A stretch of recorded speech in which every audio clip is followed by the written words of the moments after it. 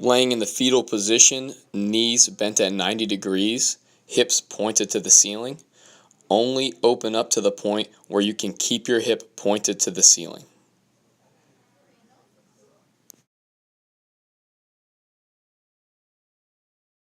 Heel, butt, and shoulders flat against the wall.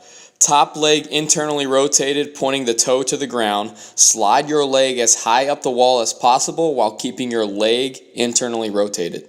Laying on your back with your knees bent and feet flat on the table, engage your core and rotate your pelvis, pushing your lower back flat against the table. Hold for 3 seconds, then unroll your hips and arch your low back. Now we're going to place a band around your ankles. Sit into a quarter squat in a wide stance. Keep your toes pointed straight ahead, making sure your back stays flat and your knees do not cave in or collapse. Laterally walk 10 steps out and 10 steps back, and then linearly walk forward 10 steps up and 10 steps back. Notice how the back remains flat and I stay in a quarter squat. This is a step-up series where we are showing you 3 different variations of a step-up.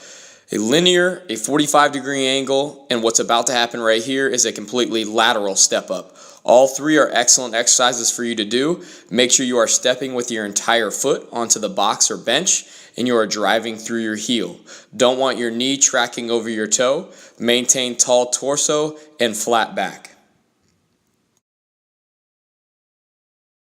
This supine band hip flexor is where we take a band, put it around the toe, keep the toe cocked, lay on the ground, and drive your knee to your chest.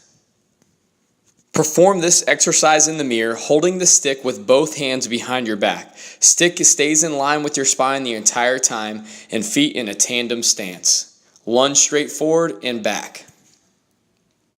This is an example of a correct push-up with our neutral spine.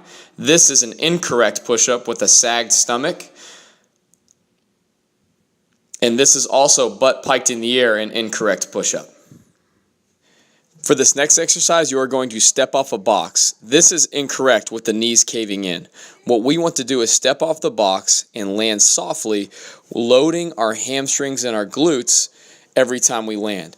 Landing with the knees out, with the back flat, and with the chest up. Again, landing with the knees collapsed originally on the first jump is incorrect. This landing is correct.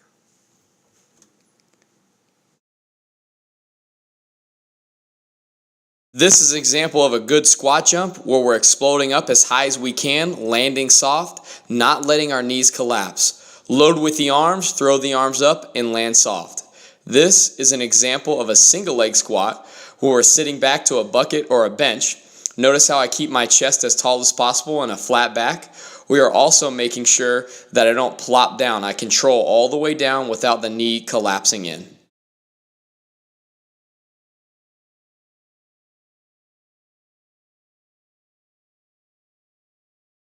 This exercise, we are going to continue to press the dowel overhead, take a lunge step out where we want to lunge all the way down, maintaining a flat back and a neutral spine, not letting your chest lean forward or fall down.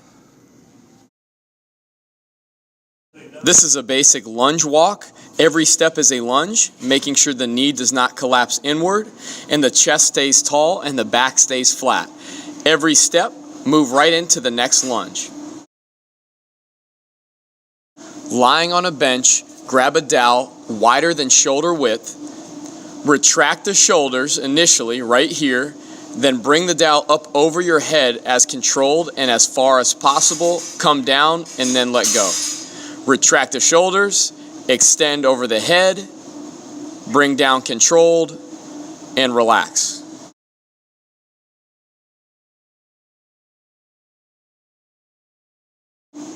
During the overhead squat, continue to press the dowel overhead as you hold it at least outside the shoulder width. Keep your toes pointed straight ahead, get up to a wall, and you can use a bench or a bucket to sit back to.